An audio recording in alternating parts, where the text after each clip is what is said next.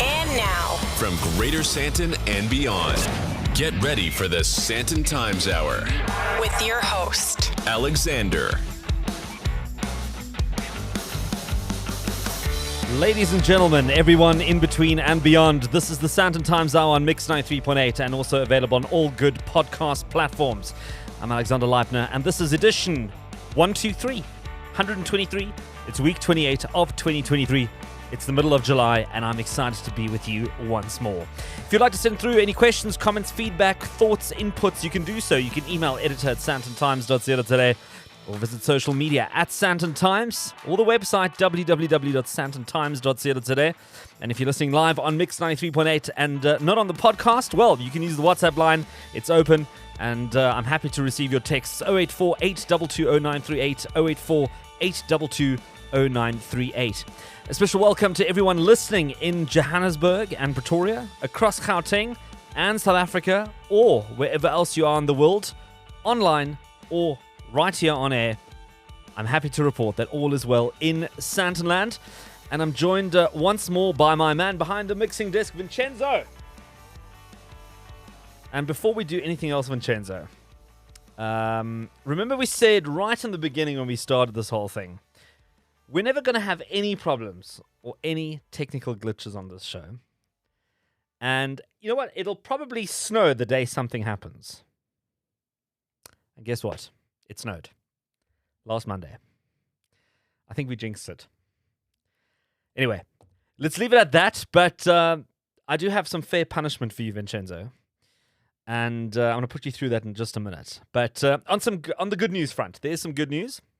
The show has been added to AfriPods and Amazon Music.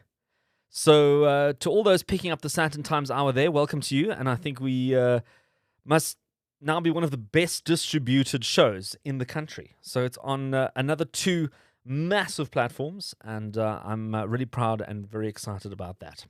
Coming up on this week's show, I've checked in with him before. Last time we were at 35,000 feet. But he's back to chat about some of the latest developments and trends in domestic travel.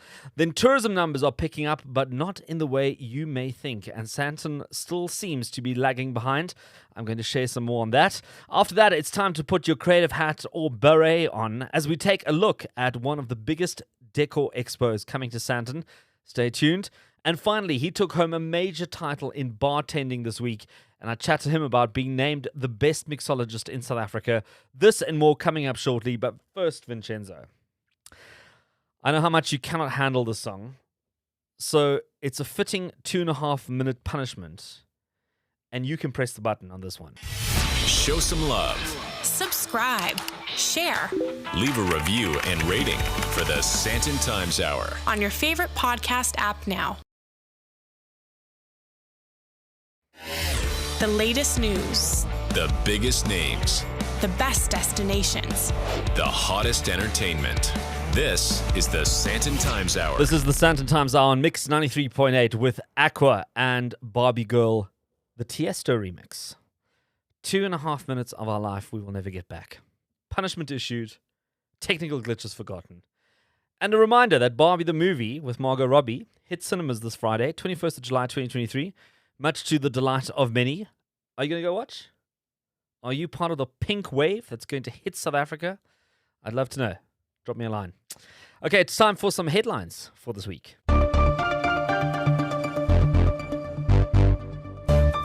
Well, roadworks are underway on William Nicol Drive heading into the heart of Sandton as the road suffered a state of severe deterioration. But severe. I don't know if you've seen this thing. It started off as a small hole.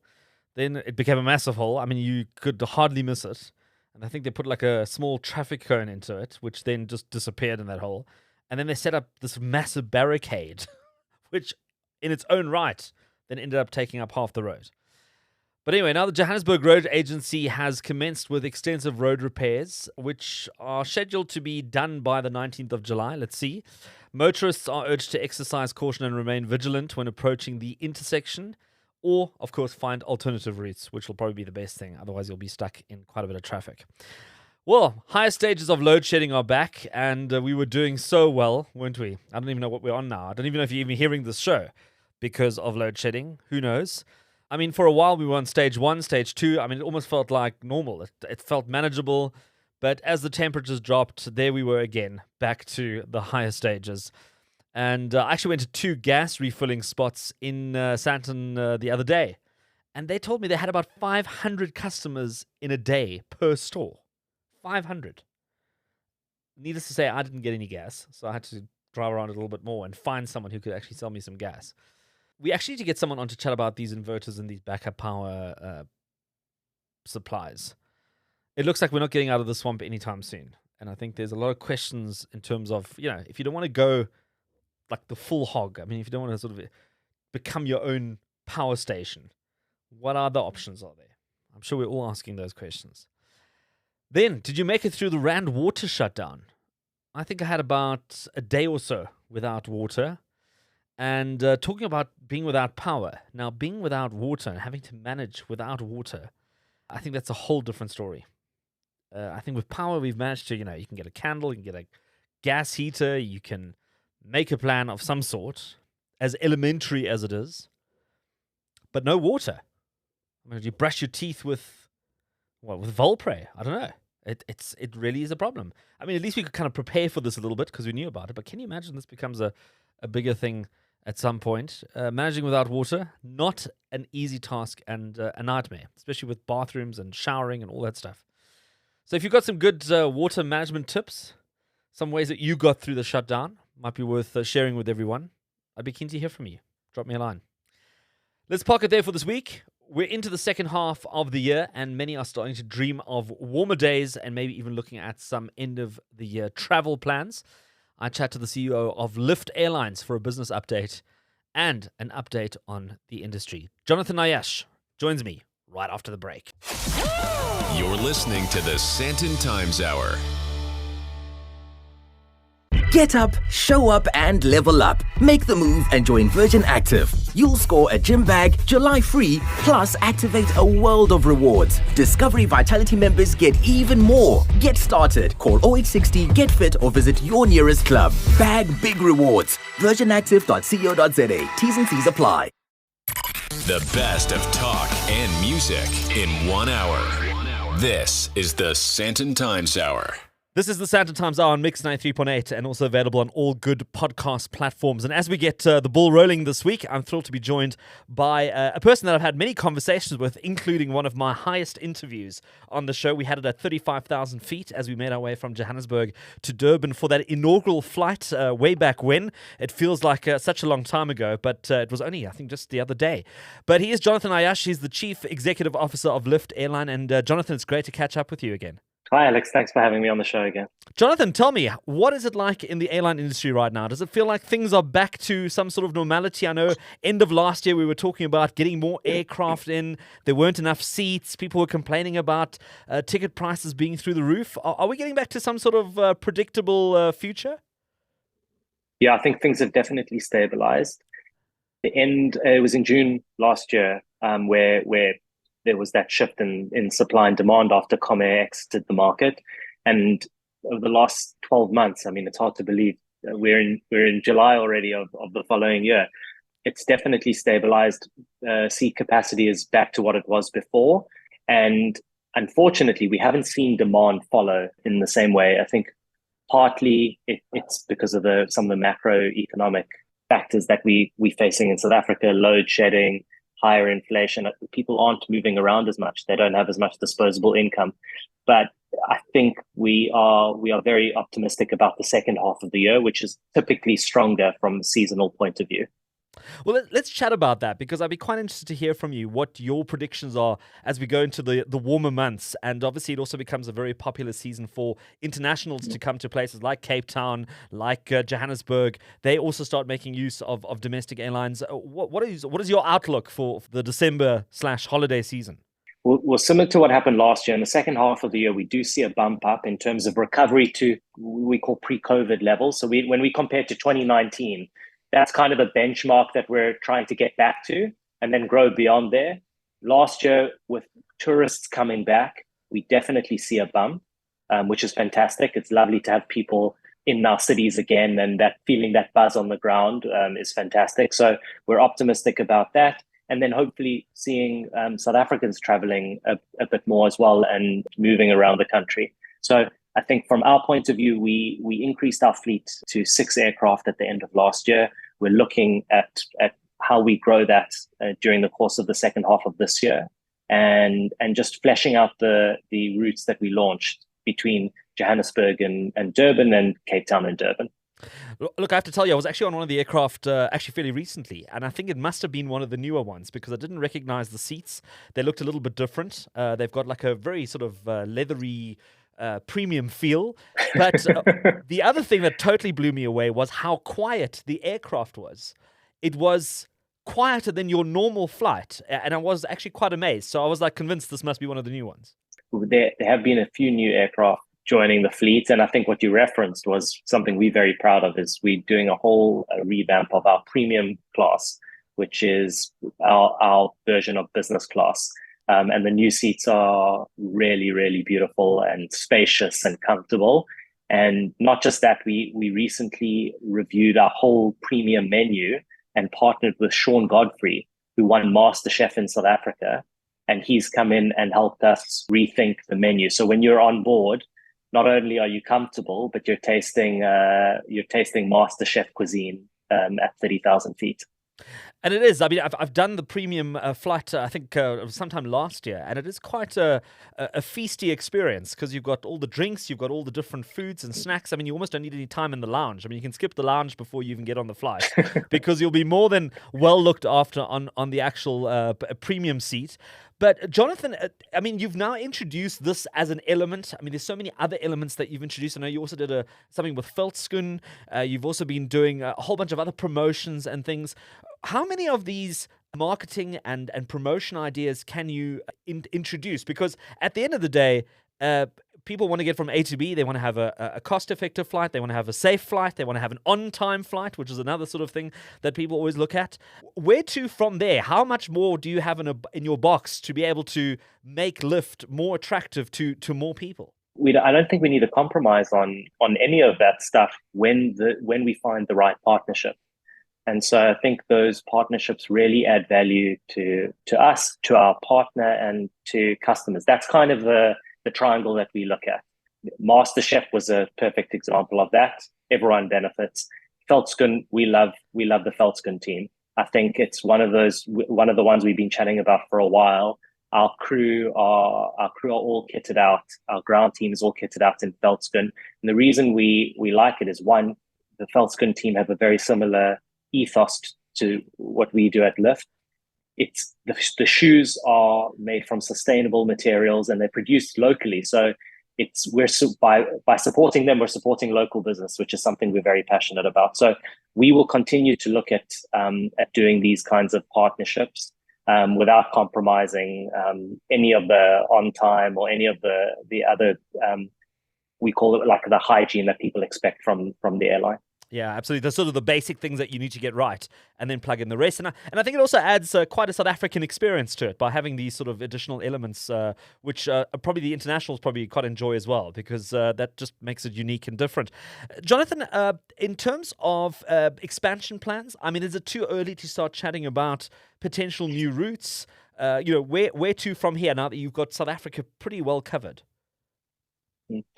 For the rest of this year, we're going to be focusing domestically and reviewing the fleet growth and the number of flights that we have on each of our routes already. I think that will increase, and then as the number of flights increase, then our flexibility, our complete flexibility, really ratchets up. Imagine if you arrive early, you can jump on a flight.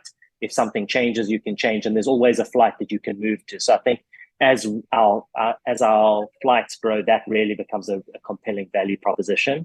And then I think as we look to next year, we will look at some of the regional routes across the continent. No plans yet to fly actually like internationally to intercontinental, but certainly regionally.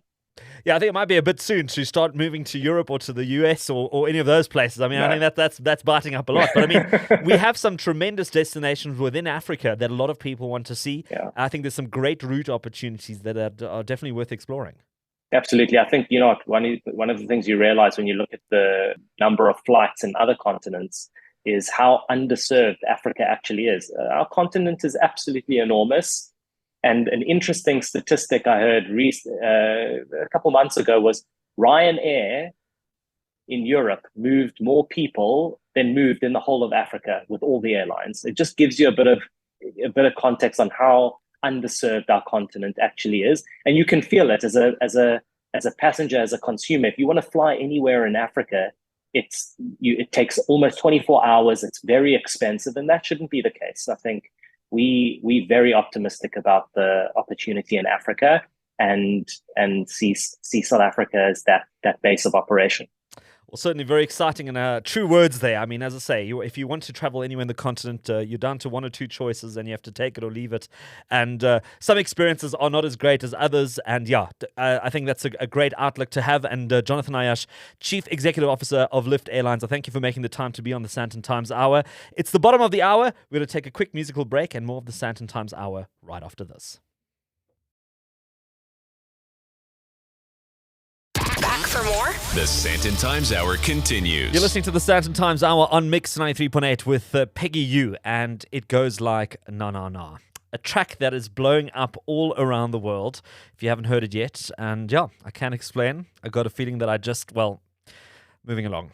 This is the second half of the Sandton Times Hour. My name is Alexander Leibman, and if you listen to the show regularly or you don't, well, at this point, I tell you how this works. If you listen to the show and you missed something, there was some interesting details or a phone number or an email address or a website that you didn't get, well, we're going to put all that information up on the show notes on the website. You go into sandtontimes.co.za and you click on the show notes for this week, and it's all there. And you don't have to try and jot it down as you make your way through this hour. Also, be sure to check out our social media accounts at Sandton Times, now on Threads as well. And you can feel free to engage there and send through a message, a text, a DM, a voice note, whatever works for you. And you can also use the hashtag Sandton Times Hour. Well, we always chat about tourism on the show. We chat about this a lot because I enjoy travel, I enjoy tourism, and I think it's such an important contributor to our GDP. And recently I was doing a bit of reading, and there was a big conversation around recovery in Sandton, and I was chatting to one of the GMs of one of the big hotel groups, and he was saying, there's recovery, more on the 5-star side, maybe even 4-star, but the sort of more 3-star hotels are still struggling to get back on their feet. And I thought, well, it's a good opportunity to chat about this as we go into the spring and summer months in a couple of weeks' time. And that's generally the time when we start traveling again. And to chat about this and so much more is Leanne Back. She's the Director of Advisory Services at BDO. And Leanne, it's good to have you on the Sandton Times Hour. Thank you. Thanks for having me. Well, Leanne, how are the number of visitors to South Africa in the first 4 months looking compared to the previous years? Actually, very good. We're ahead of the best year we ever had was actually 2018, not 2019, as you would think immediately pre-pandemic. So we're actually just ahead of what we received in 2018 in terms of total number of foreign tourists coming into our country. So roughly just less than 3.7 million we've received for the first 4 months. Basically the same sort of number we received in 2018, and we're sort of 2% ahead of where we were in 2019. So the big picture looks very rosy, but when you dig into the detail, it's not so rosy. There's some positives and there's some negatives, and the negatives are what is reflecting on the Sandton market in particular. We're going to get into that in a second, but I'd like to chat about that recovery just for a minute. Is that much down to what? Is it more airlines flying in? What is the catalyst for getting more people into South Africa? It's actually not due to more airlines flying in. Actually, we are constrained with airlines at air capacity at the moment, as you can imagine, with the demise of so many airlines in South Africa, but also globally. Yeah. So we are, we're not having SAA servicing our market. It's actually hindering us in terms of what we could be achieving. So we could be doing a lot better if we had better airlines. So what is actually driving this is visitors from Africa, and not necessarily overseas visitors. So of the sort of the 3.7 million, we break them up into what we call African visitors, or from the rest of Africa, because we obviously also African, but from outside our borders and the rest of Africa, and then overseas visitors. And it's African visitors that are actually driving a lot of this demand. And so African visitors are up, I think it is 6% already for the first 4 months of this year. But bear in mind that typically pre-COVID, we were getting 10.5 million foreign tourists, but almost 8 million of those were African visitors, and only sort of 2.5 million were overseas visitors. So the overseas visitors, so the African visitors are great because it's bulk.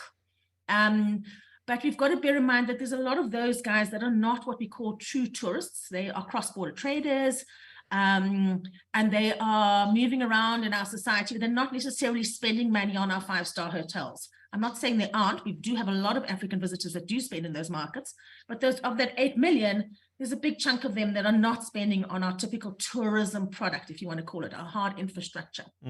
So we tend to rely a lot on overseas tourists, and because overseas tourists tend to spend more, there's less of them, but they spend more. Basically, the overseas tourism, we are actually 17% behind where we were in 2019.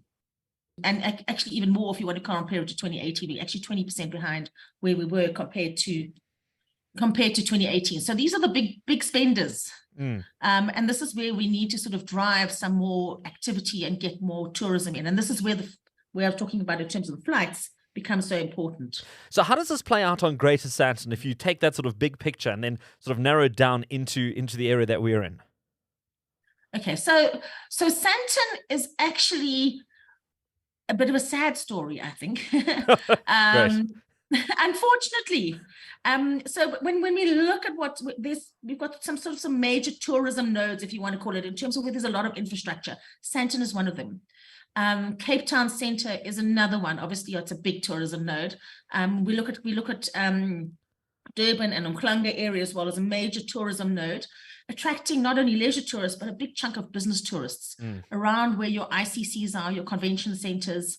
The big convention centers obviously attract these business tourists. And these ICCs become important drivers for occupancies and for usage of hotels. But from a Sandton perspective, it's definitely lagging behind these other major centers in terms of hotel occupancy, but not only in terms of occupancy, in terms of the actual revenue being achieved in these hotels. So if you look at Sandton 5-star hotels, we don't have many. We do have Sandton 5-star, but we do have those 5-star hotels in Sandton. They're actually doing very well when it comes to occupancy. So if we compare them to 2019, they're actually tracking ahead. So for the first 4 months of this year, the occupancy in Sandton at 5-star hotels was at 64%, ahead of 62% in 2019. But the real hurt comes in the rate that they're getting. So when we look at the rates that the 5-star hotels are actually getting in Sandton, and if we back out inflationary growth, actually Sandton is in the 5-star hotels in a very bad position. In fact, they're getting less than half the rate that you're getting in Cape Town, the average rate. So for the first 4 months of this year, the Sandton 5-star hotels are getting an average rate of 1,500 Rand per room, compared to a Cape Town hotel of 3,800 Rand. Leanne, so what do you think it's going to take to get tourism back on track and to get us back into greener numbers as we head into the second half of the year? Okay, there's a couple of things that we need. The most important thing that we need is economic activity and economic growth.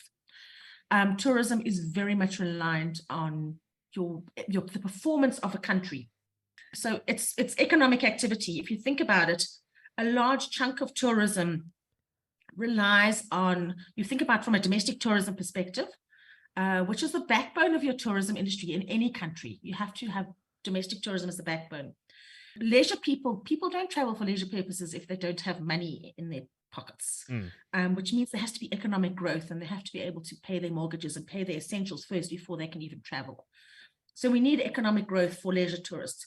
Economic growth is essential from a domestic business tourism perspective, because without economic growth, businesses cut back on business travel spend. It's one of the first budget lines that get cut. And obviously with online meetings, there's alternatives now. It makes it easier. So that is definitely something that needs to happen. And then without the economic growth, the important driver of the domestic market is actually government business as well, whether it's meetings and events, but also just traveling for various purposes. So that's really imperative. Economic growth also is important for foreign tourism, because there's a lot of foreign tourists who come here for business purposes, and Sandton relies on business travel. So if the airline prospects, aren't opportunities for FDI, for investment, for opportunities for businesses to actually invest in South Africa, we're not going to get the business travelers coming into Sandton. Well, there you have it, eh? A bit of a gloomy outlook, but hopefully things will take a turn in the next couple of months. But Leanne Back, Director of Advisory Services at BDO, I thank you for making the time to give us a quick update and maybe a bit of a check as to what is happening in the tourism and travel space in South Africa, but also very much so in Greater Sandton. The best of talk and music in 1 hour. This is the Sandton Times Hour. Well, coming up again this year is a well-established event in Sandton. It's Decorex, and this year is a particularly important year for Decorex as it celebrates 30 years of decorating things. For more information on Decorex and decorations and all things stylish and fashionable, I'm joined by Bielle Bellingham. She's the Executive Creative Director of Decorex. And Bielle, it's quite a milestone for you, 30 years, my goodness. Really is. We're quite proud. I mean, as a legacy brand, to be in the industry, it's quite hard to stay relevant for 30 years. And we've done our homework. We about 2 years ago, we reached deep into our souls and into the industry to find out what we needed to do in order to really pivot, in order to best serve the industry. And after running first last year's and now our Cape Town show, we really are bursting with pride as to how we've kind of reinvented ourselves and become more relevant again. Well, it would have almost been your own worst enemy if you hadn't stayed fresh and trendy, considering that the show is all about being fresh and trendy. But what are you looking forward to this year? What are some of the highlights that you're looking forward to? Gosh, that's a hard question to ask because there's so many to think. We're really trying to build on all the changes that we made last year. But I think when it comes to Sandton, we have 4 halls, each that are dedicated to a specific area. And in each of them, we've created feature points so that live within amongst our very, very snazzy exhibitors. So we're excited to see what our exhibitors do. They keep on raising the game. But I think within it, we've realized that we needed to introduce content to our halls. So we have 2 content theaters now. We launched the Future Talks at our Cape Town show, which was really, really successful. So basically, we're trying to fetch the future. What do we need to do now in order to create the conditions in which we can, that our industry need going forward? So that's 4 days of free programming, back-to-back talks by leading experts in the industry. And then we also, for the very first time, are launching the Ayache Talks program. So that's in the Build Hall. And that's learning from pioneering engineers, architects, people in construction, new surfaces, new materials. So I think those are really, really exciting. Just to mention 2, I don't know where I can keep them going forever. No, I'm sure. And I mean, we want people to go to the show, so we don't give it all away in one shot. For people who are maybe unsure about Decorex, who are not quite sure if this might be their thing, they might be a little bit intimidated by the thought of colors matching or stripes and dots going together. Who is the show designed for? Is it for everybody, or do you have to be a little bit bougie, a little bit upmarket to kind of venture into Decorex? Absolutely not. And I'm so glad you asked the question, because that's one of our biggest mandates, is that we really want to open this up for everyone. So that firstly, the design starts serving more than 1% of the population, that it becomes relevant and exciting to a lot more people. So it's for everyone, it's for hope, but there's one caveat which is quite interesting about our shows. We are both trade and consumer focused. So it is for people wanting to renovate their homes or just redecorate their homes, start a build from fresh. So it's for everyone, for consumers. But then it's very important that we have quite a powerful trade program. So it's our job to present the latest design concepts, innovations and to the trade. So it's also from a networking point of view, from a peer point of view, as a stimulus to the design industry. We also there. So there's the bougie component, I have to admit, but we're working on really making it relevant to everyone. All right, so go along, but try and see if you can wear something chic and smart so you fit into the look and feel. Now tell me, for the 30th anniversary, are there any plans to mark this milestone? Yes, we have a industry opening event on the first night of our show. At the same time, it's been very interesting for us evaluating, looking back on the last 30 years to see what our key learnings are. And we've put most of our time and celebration we're putting into the next 30 years. So there's this big party on the first years, but it's also really been looking at like the next 30 years, which are even more important than the last 30 years. But yeah, the show is bigger and better than before. So that's where a lot of our focus has been. Incredible. And how do people get to come to the show? I mean, do you have to buy tickets? Is there sort of a very sort of rigorous process to get into Decorex? Not at all. It's easy, easy, easy. You can buy already, so you can buy on our tickets now. The tickets are available, and then, or you can buy at the door. Based on our turnout at Cape Town, we are a bit nervous. We're expecting the crowds at Decorex this year, so we are encouraging everyone to ideally use Uber or public transport. I think the big call is off or jump in a car with a friend. Don't everyone arrive in your own car, because there is going to be a parking problem. Yeah, absolutely. And the centre of Sandton can only handle so much. And you'll also save yourself a couple of ronds paying for your parking. So it's probably a good thing to be smart and make a plan. Bielle Bellingham, Executive Creative Director of Decorex, sharing some information on the 30th anniversary of Decorex, happening from the 3rd to the 6th of August 2023 at the Sandton Convention Centre. More of the information up on the sandtontimes.co.za, so make sure you pop on there to get all the details and also where you can get your tickets, etc., etc. We're going to take a quick break. We're going to have some music and then more of the hour right after this. From Greater Sandton to the rest of the world, this is the Sandton Times Hour. This is the Sandton Times Hour on Mix 93.8 and on all leading podcast platforms, including AfriPods and Amazon Music as of this week. So that was roadie and dance fruit music with just the two of us, taking us into the last 100-meter dash of the Sandton Times Hour this week. And this is going to be a really interesting conversation, because this is probably the longest cocktail I've ever waited for. But here he is. His name's Julian Short. He's the multi-award-winning mixologist and co-owner of Syntax Bar, and he's been spending the week competing against some of the best cocktail mixologists, bartenders in South Africa to take the Diageo World Class title, and that's exactly what he did. And he's on the line with me on the Sandton Times Hour. Julian, good to chat to you. Sure. Yeah. Thank you for that intro. Goosebumps. Eh? Sure. Julian, how are you feeling? What does it feel like taking home a title like this? Not the first time, I believe, that you have taken it. Yeah, this is the second time. I won previously in 2017. It feels amazing. I'm very grateful. I think if I've learned anything, it's that the hard work begins now, because, the next part of this, the next leg of this challenge is heading over to Brazil, Sao Paulo in September. And whatever I'm doing is obviously working. So I'm just going to keep leaning into my own energy and just, I'm feeling really good about it. Well, let's quickly recap the last week, because obviously everyone listening has not been part of your journey. So you've been part of a series of events that Diageo has hosted, where you've been put to the test in terms of putting cocktails together. And it's not just like, a shot of gin and tonic and a bit of a twig of basil leaf and whatever else. This is hardcore stuff. I mean, some of it was sort of MasterChef level, where you had to make up a cocktail within a certain time and a certain budget. Another one was sort of a speed test. Some of it was a bit of a blind tasting. Just take us through that. What I love about this competition in particular is it really pushes you as a bartender. As a bartender, kind of like in 2023, you have to be very many things, including obviously spirits, knowledge, and obviously cocktails, but also like you said, like a little bit of a chef. You got to understand how to work with ingredients. So this whole journey started where we had a speed round. So you had to design 8 original cocktails. Each bartender had to do that, and you had 6 minutes to make 8 cocktails and present 2 of them to each to the 4 judges.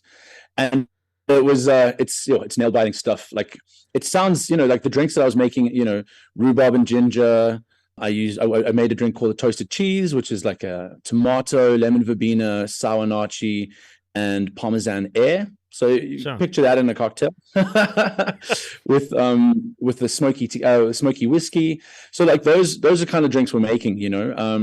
Again, it's very prep heavy. I think being a bartender these days, a lot of it comes down to mise en place. It's like being a chef. You know what I mean? When you go to a restaurant, they start cooking in the morning, depending on the quality, obviously, of establishment. They start cooking in the morning. They've been marinating and just doing all the prep all day. And a lot of that is what bartending is about these days, So the assembly is obviously still tricky. So that was the first round is a speed round, really puts all the bartenders to the test. We kind of always have like a saying, it really separates the bartenders, that, because again, you can be a really good bartender, on Instagram or somewhere like that, but it really takes a bartender who works we call it behind the stick, someone who works in a bar quite often to be quite dexterous and to be able to multitask like that. So I really enjoy that challenge always. I actually really look forward to it because, it really does put you to the test. So that was challenge number 1. Then challenge number 2 is spirit identification. They put 3 vodkas in front of you in tasting glasses and they say, okay, which one of these is our premium reserve spirit? So in that case, it was Ciroc. Which one's Ciroc? And you have to, just by using kind of what you've learned as a bartender, mouthfeel, aroma, those kinds of things, how to identify the different spirits. So always a challenge, and I always love doing that as well. And that was just one of them. There was like a whole morning, like 5 hours of tasting and testing and like spirit identification. So really, really interesting. Sure. And then that evening was the Johnny Walker challenge. So that was 2 challenges. Number 3 was a Johnny Walker challenge, and it was basically teaming up with an influencer, kind of working towards like a modern serve, a group serve for Johnny Walker. It was really, really fun, really challenging. I dug deep and had a really amazing influencer. Her name's Atabile. She was fantastic, super inspirational, and we came up with something really, really good. And that's just the first 2 days. So you had an infused influencer. Yeah, exactly. And then on top of everything else, you also have to be a bit of a showman as a bartender as well. I mean, it's no longer just a matter of just sort of listening to people's problems and telling them a joke and pouring them a drink. I mean, now you also have to do flaring and all kinds of other things. I think, when it comes down to bartending, for me anyways, it really does become escapism. I think that's what it's always been. Like we live beautiful, busy, intricate lives.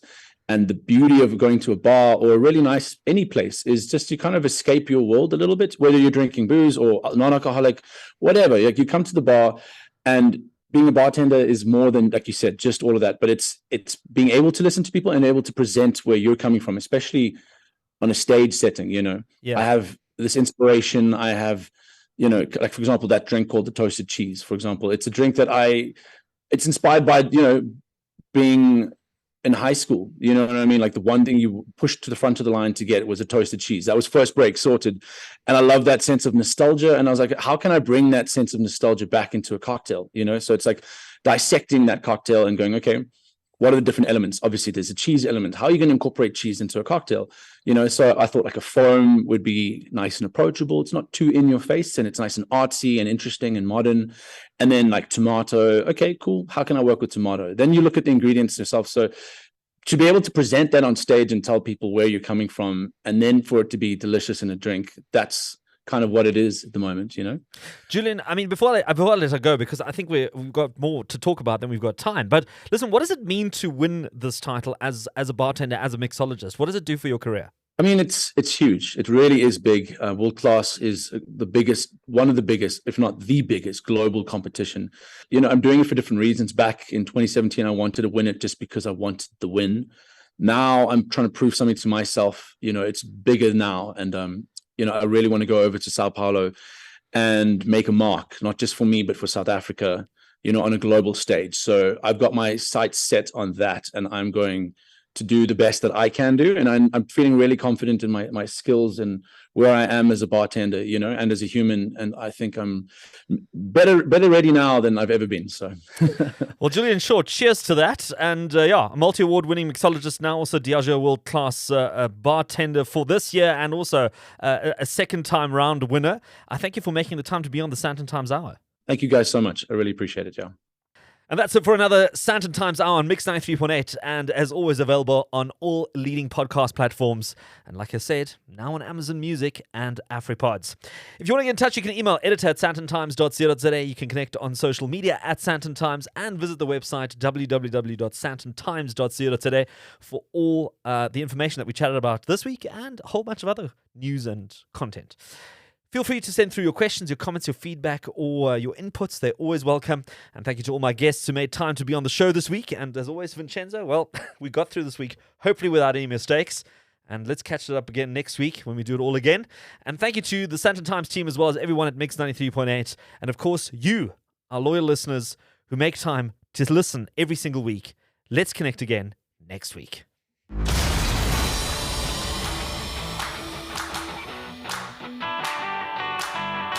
That's it for this week. Thanks for listening to the Sandton Times Hour. And if you enjoyed it, be sure to share it.